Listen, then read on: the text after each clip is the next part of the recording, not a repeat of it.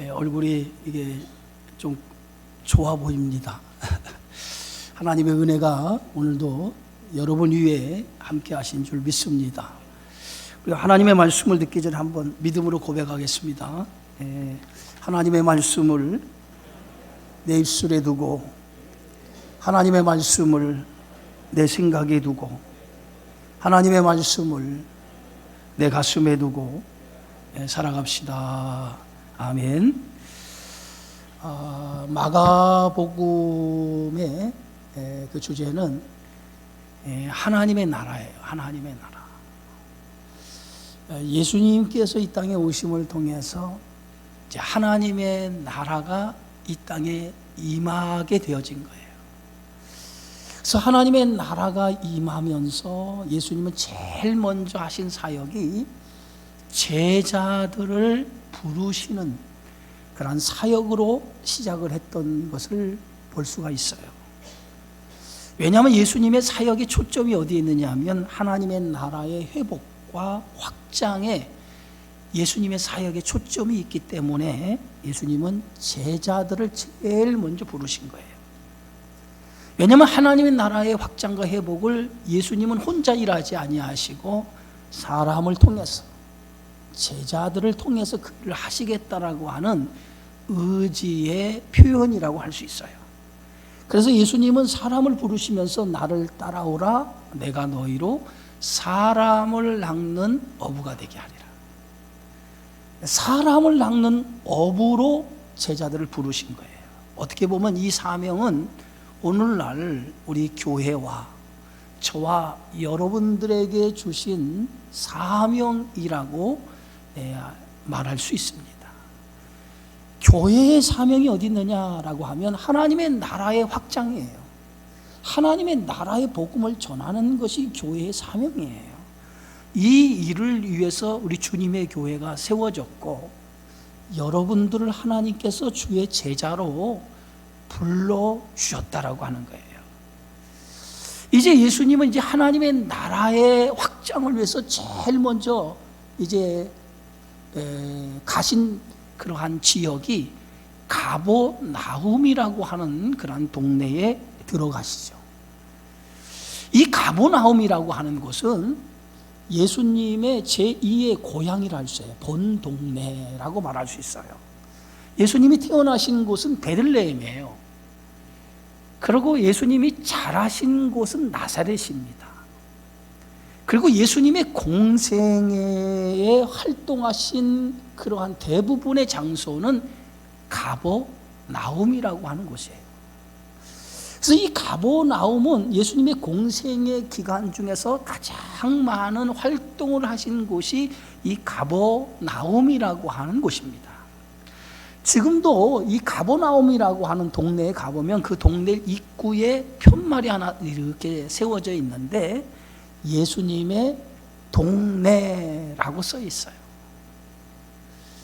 이 가버나움은 위치적으로 보면 이 갈릴리 북서쪽에, 우리가 지도를 이렇게 보면 이 갈릴리 이게 그 호수가 이 타원형으로 이렇게 돼 있어요. 타원형으로 이렇게 저기 보면.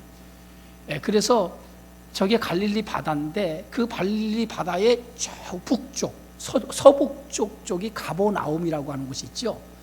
그러니까 갈릴리에서 제일 북쪽에 위치하고 있는 지역이 이 가버나움이라고 하는 지역입니다. 근데 이 예수님 당시 이 가버나움이라는 동네는 굉장히 큰 동네였어요. 지역이었어요. 이 가버나움에는 로마 군인이 상주에 있어 주둔에 있었던 지역이었고요.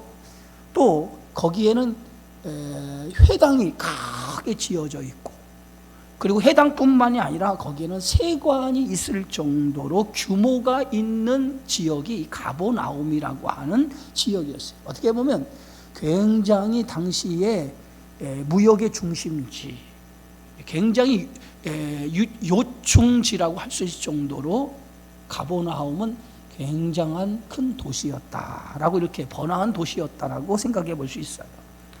이 가버나움이라고 하는 이 뜻이 뭐냐면 위로의 동네라고 하는 뜻을 가지고 있어요. 위로의 동네다라고 하는.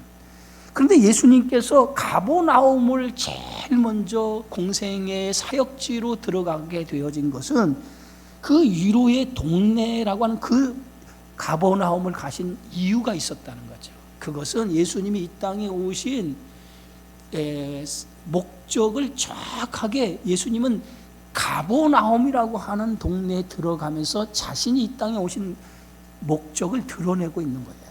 이 가버나움이라고 하는 위로의 동네라고 하는 이 지역에 절망과 시리에 빠져 있는 수많은 영혼들을, 그들에게 희망과 위로를 주시기 위해서 이 세상에, 이 땅에 예수님이 오셨다는 거예요. 그런 의미를 담고 있는 지역이 바로 가버나움이라고 하는 지역이에요. 그래서 예수님은 제자를 부르시고 가버나움이라고 하는 동네에 들어가시죠. 그런데 가버나움이라고 하는 동네에 들어가신데 이 날이 어떤 날이냐면 안식일이었어요. 안식일. 오늘 성경 말씀 보니까 마가복음 1장 21절에 예수께서 곧 안식일에 그랬어요. 가버나움에 들어가시는데 안식일 날이었다는 거예요. 이 여러분, 안식일이라고 하는 건 유대인들에게는 대단히 중요한 날이에요. 그래서 안식일을 아주 엄격하게 그들이 지켰어요.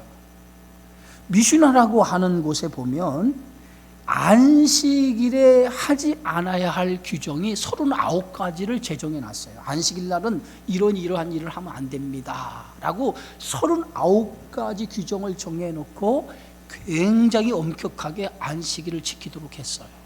그래서 미슈나라고 하는 곳에 보면 안식일에는 바느질 해서는 안 돼요.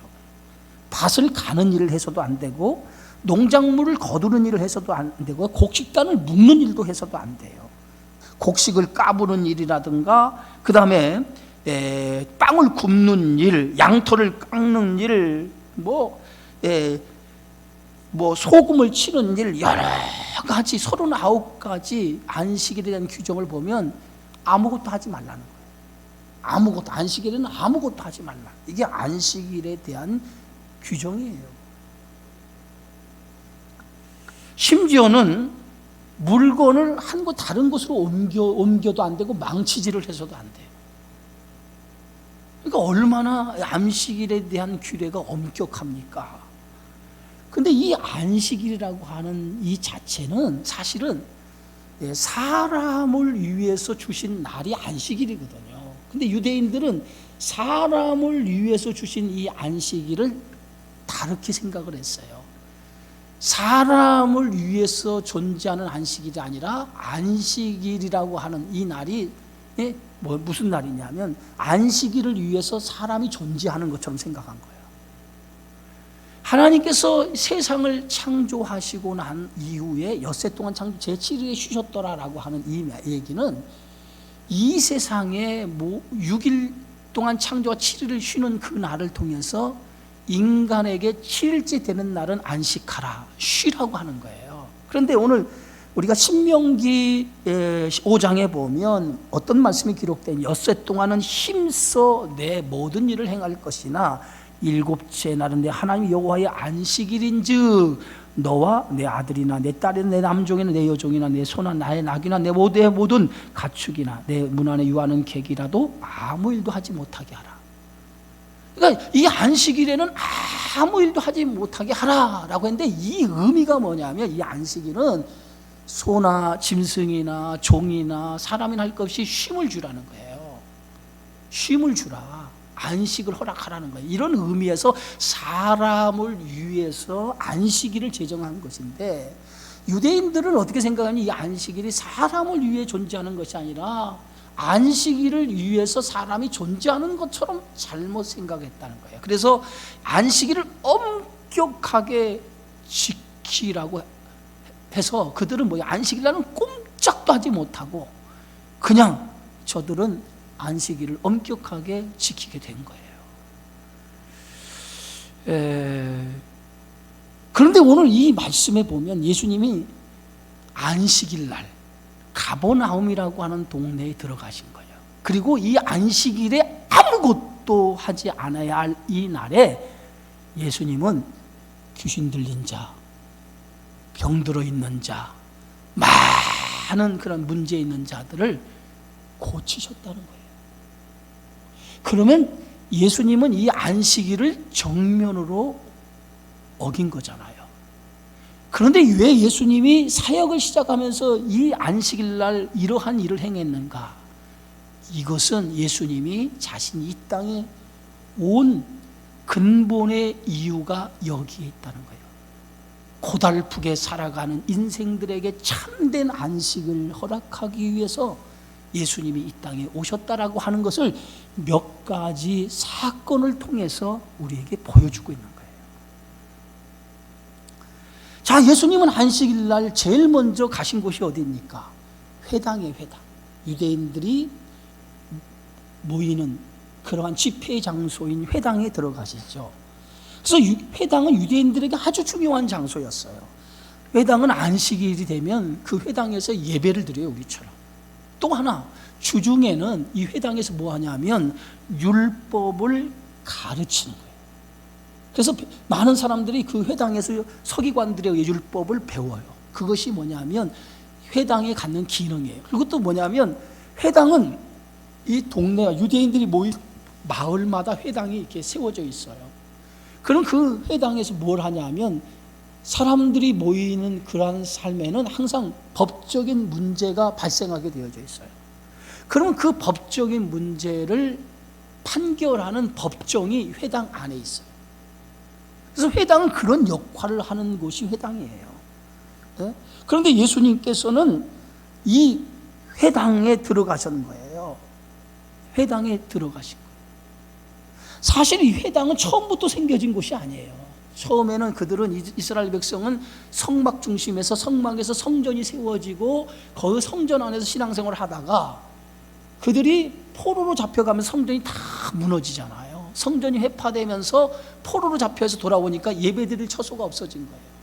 그래서 예배드릴 처소가 없어지니까 저들이 회당을 지어놓고 거기서 예배를 드리고 율법을 배우고 하는 공간이 만들어지기 시작한 거예요. 그때부터 생겨진 곳이 회당이 돼서 그 유대인들이 5명 이상 모이는 그 동네는 반드시 회당이 세워져 있어요. 그래서 예수님이 오늘 그 안식일 날 유대인들의 가장 많이 모이는 그 안식일 날 회당에 들어가신 거예요. 그리고 회당에서 예수님이 하나님의 나라의 복음 말씀을 가르치기를 시작을 하죠. 그런데 예수님이 가르치시는 그 말씀에 그 회당에 모인 사람들이 듣는 순간에 그 예수님의 말씀에 다 놀란 거예요. 왜냐하면 생전 처음 들어본 말씀이에요. 새 교훈이라고 그러죠. 한 번도 들어보지 않은 그 말씀인데 그 말씀에 얼마나 권세와 권위가 있었던지 사람들이 그 말씀을 듣는 순간 도대체 이 교훈은 어떤 말씀인가? 도대체 이 말씀을 듣는 모든 사람들이 그 말씀에 압도를 당한 거예요. 그 권위에 압도를 당한 거예요. 이제까지 저들은 이 회당에서 서기관들, 율법을 연구하는 서기관들의 그 가르침을 받았거든요. 그런데 그 서기관들이 가르치는 그 말씀과 예수님이 가르치는 그 말씀과는 엄청난 차이가 있었던 거예요.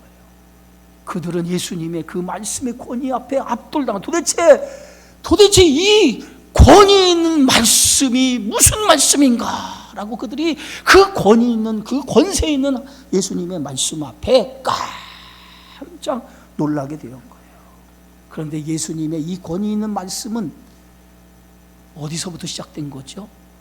예수님은 하나님의 아들, 하나님의 권위로 그들에게 말씀하신 거예요. 서기관들은 그 모세에게 받은 율법을 연구해서 가르치신 거지만은 예수님은 그 전하시는 말씀이 스스로 권위 있는 말씀을 전하신 거예요. 누구에게 배워서 전한 것이 아니라 스스로 권위 있는 말씀을 저들에게 전하신 거예요. 그러니까 저들이 그 예수님의 말씀 앞에 압도당하게 되어지죠. 예수님의 그 말씀에는 권세가 있었고 예수님의 말씀에는 능력이 있었던 거예요. 오늘 예수님은 어떤 분이십니까? 천지를 창조하신 분이에요. 그래서 요한복음 1장에 보면 만물이 그로 말미암아 지은 바 되었으니 지은 것이 하나도 그가 없이 된 것은 없느니라. 예수님은 만물을 창조하신 창조주란 말이에요. 빛이 있으라고 하니까 빛이 있었고, 그 말씀 한마디로 세상을 만드시는 권세와 능력을 가지신 분이 예수님이에요. 그런데 그 천지를 창조하신, 말씀으로 천지를 창조하신 권세와 권위를 가지신 그 예수님이 그 생명의 말씀, 그 권위로 말씀을 전하시니까 사람들이 그 권위에 눌려서 처음 들어본 말씀인 거예요. 그 말씀에 놀라운 거예요. 예수님이 전하신 그 복음이 어떤 말씀입니까? 예수님이 전하신 그 가르치신 말씀은 하나님의 나라의 복음이었던 거예요. 그 복음은 마태복음 11장에, 오늘 마가복음에는 예수님이 전하신 말씀에 대한 내용은 기록되지 않았지만 마태복음에 보면 이렇게 써 있어요. 맹인이 보며, 못 걷는 사람이 걸으며, 나병 환자가 깨끗함을 받으며, 못 듣는 자가 들으며, 죽은 자가 살아나며, 가난한 자에게 복음이 전파된다라. 그러니까 예수님의 이 복음은 많은 영혼에게 희망과 소망을 주는 메시지였던 거예요. 예수님은 이 땅에 하나님의 나라의 왕으로 이 땅에 오신 거예요. 그래서 그 예수님은 이 땅에 오셔서 하나님의 나라를 회복하고 확장하는 것, 그것이 예수님이 이 땅에 오신 목적이거든요. 그래서 예수님께서 그 권세 있는 말씀을 회당에서 전하기 시작하니까 사람들이 그 권세 있는 말씀에 압도당하는 그러한 상황에 갑자기 회당 안에 큰 소리를 지르는 사람이 나타난 거예요. 오늘 우리가 이렇게 예배를 드리는데 갑자기 어떤 사람이 저기 앉았다가 막 소리를 지르기 시작하고, 막 소리를 지르니까 회당 안에 있는 사람들이 깜짝 놀란 거죠. 근데 그 소리 지르는 사람이 어떤 사람입니까? 오늘 말씀해 보면 더러운 귀신 들린 사람이 소리 지르기 시작했다고 했어요. 더러운 귀신 들린 사람. 예? 거룩히 구별되어진 그 안식일 안에, 회당 안에 더러운 귀신 들린 자가 예수님의 가르침을 듣고 난 이후 그가 막 소리를 지르기 시작했다는 거예요. 회당 안에 막 소리를 지르기 시작했다는 거예요. 누가요? 귀신 들린 자가 성전 안에 귀신 들린 자가 있었다는 거예요. 그래서 그가 예수님 말씀 듣고 막 소리를 지르기 시작했다는 거예요. 여러분, 귀신은 우리 한국 사람이 이해하는 귀신은 성경에서 말하는 귀신과 달라요. 우리 한국 사람들이 이해하는 귀신은 죽은 영혼이 귀신이 되었다라고 얘기해요. 처녀 귀신, 총각 귀신, 이렇게 억울하게 죽은 귀신, 이렇게 한국 사람들의 귀신을 생각할 때는 죽은 영혼이 귀신이 되었다라고 얘기하는데, 성경에서 말하는 귀신은 그런 귀신이 아니에요. 성경에서 말하는 귀신은 악한 영에 지배받는 사람이에요. 그게 귀신이에요. 악한 영에 지배를 받고 살아가는 사람이 귀신 들린 사람이에요. 그래서 오늘 사탄이라고 하는 말의 뜻은 히브리어예요. 마귀라고 하는 말의 뜻은 헬라어예요. 그러니까 사탄과 마귀는 똑같은 거예요. 그러나 그 사탄의 졸개가 누구냐 하면 그게 귀신이에요. 그래서 사탄은 자기의 목적을 이루기 위해서 자기의 부하를 두었는데, 그 부하가 누구냐 하면 귀신이에요. 귀신. 그래서 귀신을 귀신들이라고 얘기하죠. 귀신들, 복수, 귀신들이라고 얘기하죠.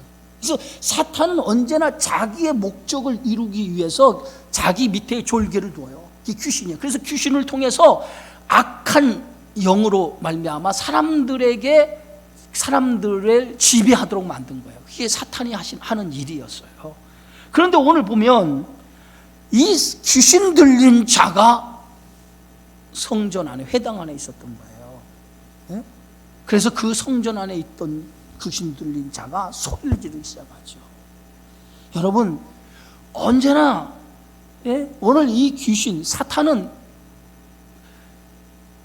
그 하나님의 일을 방해하는 방해꾼이에요. 그래서 오늘 우리가 믿음의 삶을 살아가는 우리 성도에게는 항상 영적인 전쟁을 치를 수밖에 없어요. 그래서 에베소서 6장에 보면 우리의 씨름은 혈과 육을 상대하는 것이 아니라 통치자들과 권세들과 이 어둠의 세상 주관자들과 하늘에 있는 악의 영들을 상대합니다. 그러니까 우리 성도들이 싸우는 싸움은 영적인 싸움이라는, 악한 영들과 전쟁을 벌이고 있는 거예요. 예? 그 약한 영들과 전쟁을 벌이기 위해서는 우리가 강하지 않으면 안 돼요. 강해야만이 우리가 악한 영들과 싸워서 이길 수가 있어요. 예? 우리가 강하기 위해서는 어떻게 됩니까? 우리 스스로 힘으로는 강해질 수 없어요. 하나님의 능력, 힘을 힘입어야 돼요. 그래야만이 우리 악한 영들과 싸워서 이길 수가 있는 거예요. 그래서 오늘 성경 에베소서 6장에 보면 하나님의 전신갑주를 취하라. 이는 악한 날에 너희가 능히 대적하고 모든 일을 행한 후에 서기 위함이라. 악한 날에 사단을 대적하고 서기 위해서 전신갑주를 입어야 된다라고 말하고 있어요.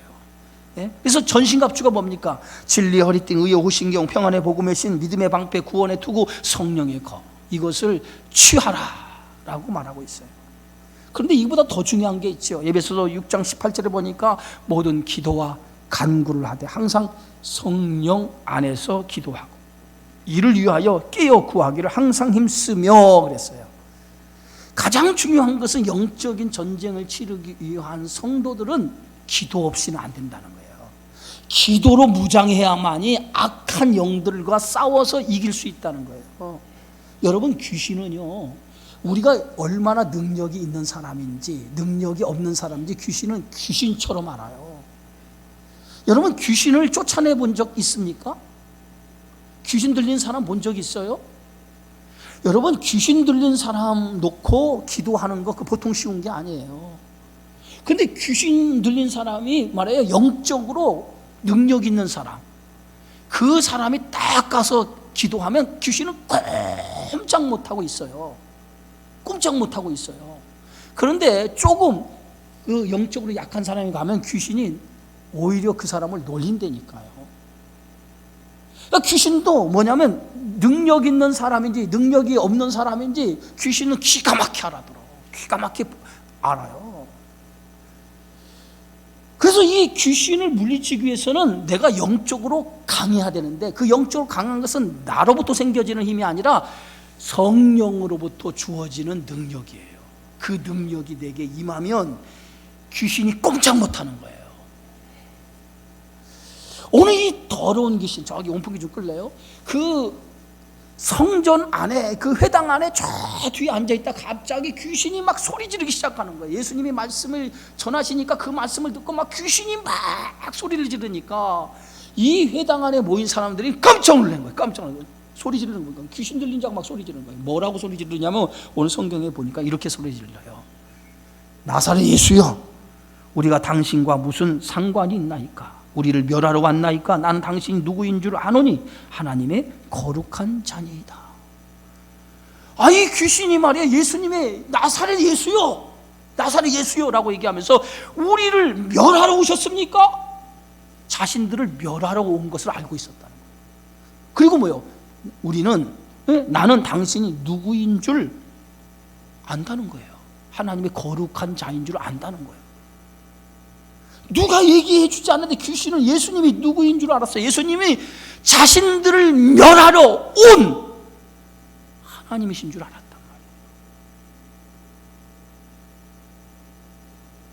말이에요. 이게 귀신이 예수님의 말씀을 듣고 소리 지르는 거예요. 예수님이 이 땅에 오신 목적이 어디 있어요? 예수님이 이 땅에 오신 목적이 사탄을 멸하시기 위해서 온 거예요. 하나님이 만드신 이 세상은 완벽한 세상이었는데 사탄이 아담과 하와를 유혹하여서 하나님의 말씀을 불순종하게 함으로 그때부터 인간은 하나님의 통치를 거부하게 한 거예요. 그 순간부터 인간은 뭐예요? 죄가 들어왔고 그 죄로 인해서 인간은 죽음과 그다음 질병과 고통 속에 살아가지 않으면 안 되는 죄의 결과를 맞이하게 된 거예요. 예수님이 이 땅에 오신 목적이 어디 있냐면 그런 고통과 질병과 죽음의 문제에서 우리를 해방시키기 위해서, 거기서 우리를 건져주시기 위해서 예수님께서 이 땅에 오신 거예요. 어떻게 보면 사탄의 지배에서 벗어나게 하기 위해서 우리를 오신 거예요. 그러니까 귀신은 지금 예수님이 이 땅에 오신 목적을 분명히 알고 있어요. 자신들을 멸하러 온 줄 알고 있어요. 그래서 귀신이 예수님 앞에 우리를 멸하러 오셨나이까? 우리는 당신이 누구인 줄 압니다라고 그들 스스로가 예수님에 대해서 인정을 하죠. 그때 예수님께서 그 더러운 귀신에게 명령을 내려요. 뭐라고 얘기했냐면 오늘 25절에 보니까 예수께서 꾸짖어 이르시되 잠잠하고 그 사람에게서 나오라. 예수님께서 그 귀신 들려 소리 지르는 사람을 향해서 예수님께서 그냥 타이르듯이 얘기한 게 아니에요. 예수님이 그 소리 지르는 그 귀신에게 잠잠하고 그에게 나오라. 예수님이 아주 그에게 강하게 꾸짖으시면서 그 귀신을 향해서 명령을 내리는 거예요. 잠잠하고 그에게서 나오라 하니까 그 말씀을 듣는 그 순간에 이 귀신이 오늘 말씀에 보면 격려를 일으키고 꾸짖는 예수님의 말씀에 격려를 일으키고 큰 소리를 지르며 나왔다는 거예요. 이 얘기는 뭐냐? 격려를 일으키다. 하나님의 말씀이 전해지니까 그 귀신이 견딜 수가 없는 거예요. 예수님의 그 권세 있는 말씀에 견딜 수가 없어서 그 악한 영이 사람의 몸에 들어가가지고 나오지 않으려고 발버둥을 친 거예요. 발버둥을 치다가 결국은 격려를 일으키고 소리 지르며 나오는 거예요. 여러분, 귀신 들린 자가 나올 때 보면 그냥 나오지 않아요. 지금은 우리가 목사님들이 뭐 귀신 들린 자 가서 기도 잘 안 하는데 예전에 저도 기도 많이 해서 귀신 들린 자 있다고 가서 기도하고 막 그랬어요. 그 사람들이요 가면요 꼼짝하고 구석에 이렇게 앉아 있어요. 이렇게 아는 거죠. 기도하면요 한참을 씨름 나면은 안 나와. 한참 땀 흘려서 씨름하다 보면 귀신이 나중에는요 막 떨어요. 사지를 막 떨다가 자빠져버려요. 그리고 경련을 일으키고 자빠지다가 떠나가버려요. 예수님께서 이 귀신을 명하니까 이 귀신이 막 경련을 일으키더니 막 소리를 지르다가 그 사람을 지배하고 있던 그 악한 영이 그 사람에서 나와버린 거예요. 이것을 회당에 있는 사람들이 다 본 거예요. 오늘 여기 앉아있는 사람이 귀신 들린 자가 귀신 떠나가는 걸 다 본 거예요. 그러니까 그들이 이렇게 얘기하죠. 다 놀라 물어 이르되 이는 어찌미냐 권위 있는 새 교훈이로다. 더러운 귀신들에게 명한즉 순종하는도다 하더라. 사람들이 막 예수님이 그 귀신을 쫓아내는 걸 보고 놀란 거야. 도대체 저분의 그 말씀에 어떤 권위가 있길래, 어떤 권세가 있길래 그 귀신이 꼼짝 않고 그 말 한마디에 순종하는가? 네?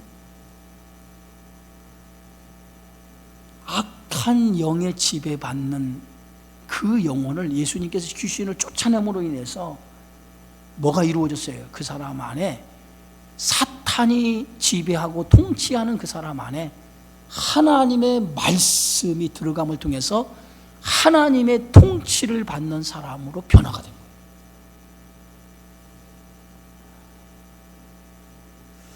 거예요. 여러분, 예수님이 이 땅에 오신 이유가 어디 있냐면 마귀를 멸하기 위해서 온 거예요. 어둠의 권세 아래 붙들려 사는 그 마귀를 멸하기 위해서 예수님이 오신 거예요. 오늘 성경의 말씀 요한일서 3장 8절에 분명하게 이렇게 말하고 있어요. 죄를 짓는 자는 마귀에게 속하나니 마귀는 처음부터 범죄함이라. 하나님의 아들이 나타나신 것은 마귀의 일을 멸하려 하시니라. 예수님이 이 땅에 온 것은 마귀를 진멸하기 위해서 온 거예요. 네?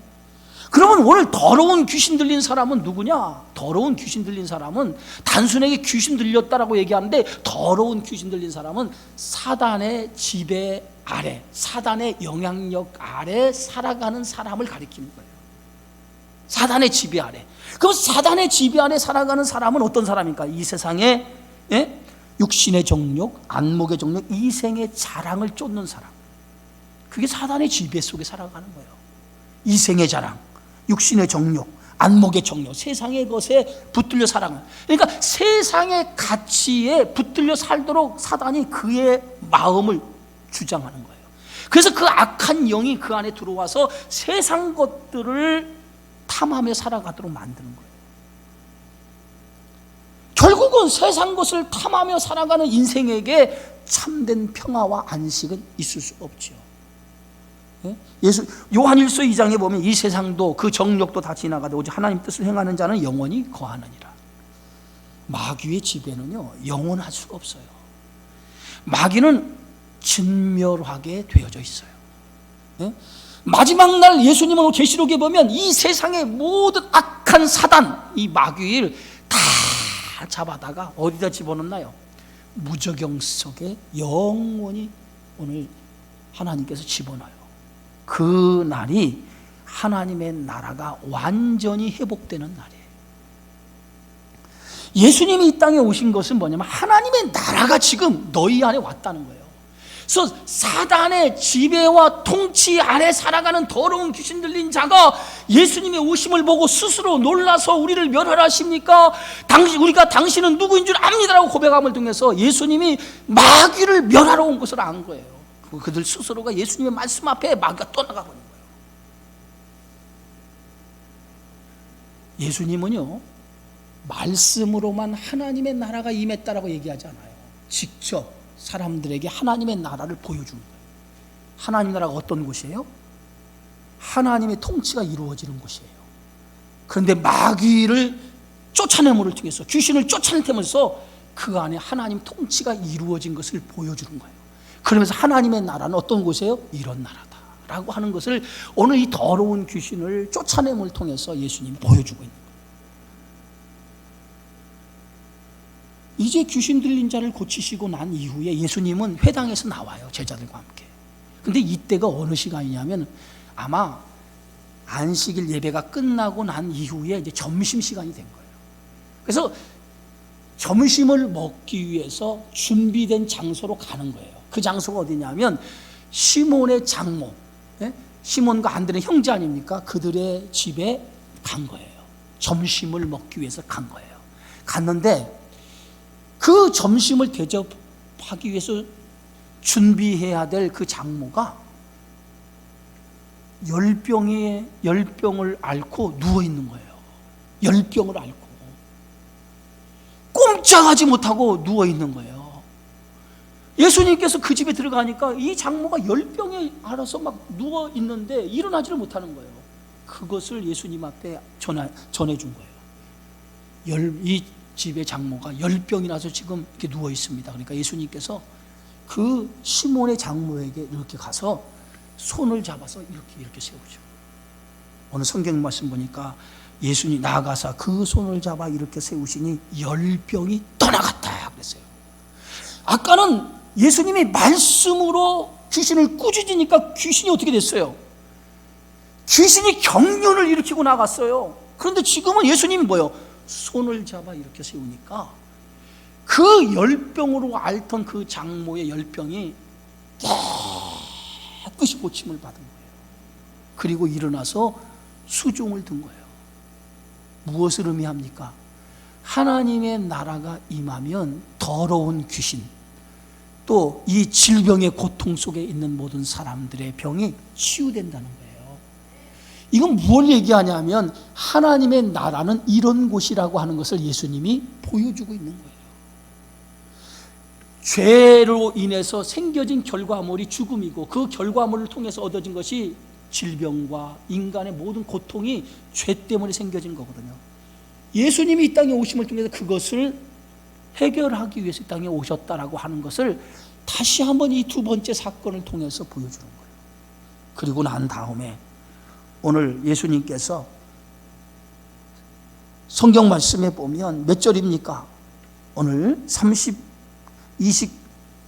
32절에 보니까 저물 때 해가 저물기 시작했어요.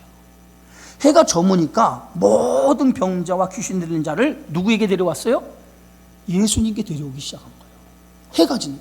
이건 어떤 말이냐면 지금 이 날이 무슨 날이죠?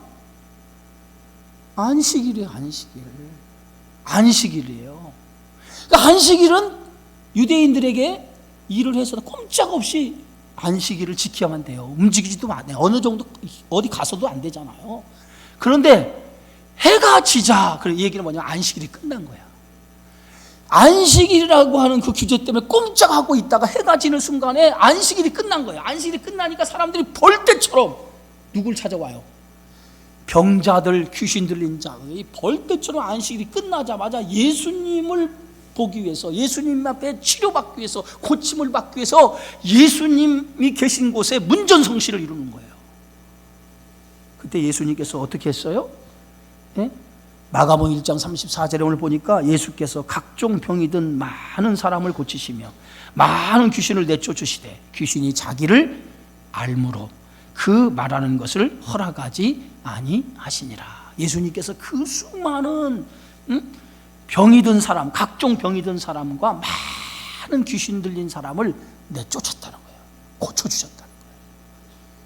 그것을 통해서 뭐예요? 이제 예수님은 본격적으로 하나님의 나라가 너희 가운데 왔다라고 하는 것을 대대적으로 예수님의 사역을 통해서 선언하시는 거예요. 그 그림이 어디 있어요? 하나님의 나라의 그림이 어디 있습니까? 계시록 21장이죠. 계시록 21장에 보면 이렇게 써 있어요. 하나님의 나라가 임하는, 또 내가 새 하늘과 새 땅을 보니 처음 하늘과 처음 땅이 없어졌고 그랬어요. 다시 바다도 다시 있지 않더라. 그러면서 하나님의 나라는 친히 그들과 함께 계셔서 모든 눈물을 그 눈에서 닦아주시고 다시는 사망이 없고 애통하는 것이나 곡하는 것이나 아픈 것이 다시 있지 아니하니라. 처음 것들이 다 지나갔습니다. 하나님 나라가 어떤 곳이에요? 곡하는 것이나 애통하는 것이나 사망이 없는 곳이 하나님의 나라예요. 예수님은 그 나라를 주시기 위해서, 그 나라를 회복하고 그 나라를 위해서 이 땅에 오셨다는 거예요. 하나님의 나라는 어떤 나라예요? 완전한 나라입니다.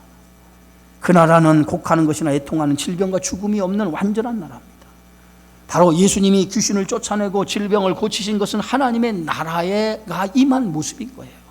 표적을 통해서, 이 표적을 통해서 예수님은 하나님의 나라의 모습을 사람들에게 보여준 것이에요. 오늘 이 말씀을 보면서 오늘 예수님께서 이 표적을 통해서 하나님 나라를 보여줬다라고 하는 것은 오늘 하나님의 나라가 이미 너에게 온 것을 지금 보여준 거예요. 그렇다고 하면 우리가 예수를 믿었다라고 하는 것은 하나님의 나라가 우리 안에 임한 거예요. 믿으십니까?